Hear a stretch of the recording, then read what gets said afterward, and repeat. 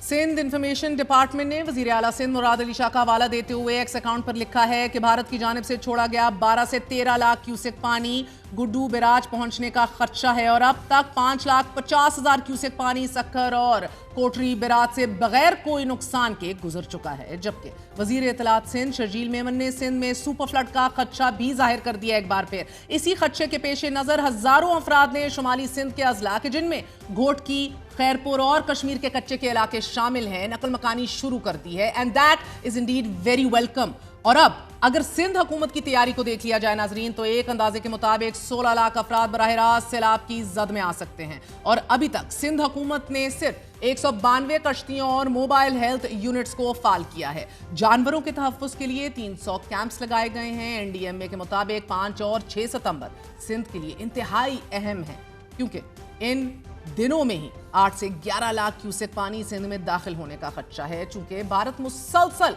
मगर वक्फे से पानी तीनों दरियाओं में छोड़ रहा है और इस वजह से अभी तक यकीन से नहीं कहा जा सकता व्हाट एग्जैक्टली टू एक्सपेक्ट कि गुड्डू बैराज से कितना पानी सिंध में दाखिल होगा। मुल्क में जारी सैलाबी सूरत हाल में एक बार फिर नए डैम्स बनाने की बहस भी शुरू हो चुकी है और अगर ये कहा जाए कि एक नए तनाज़े, एक नई कंट्रोवर्सी की शुरुआत हो गई है तो ये भी गलत नहीं होगा। आज वजीर आला खैबर पख्तूनख्वा ने एक बयान में कहा है कि कालाबाग डैम मुल्क की जरूरत है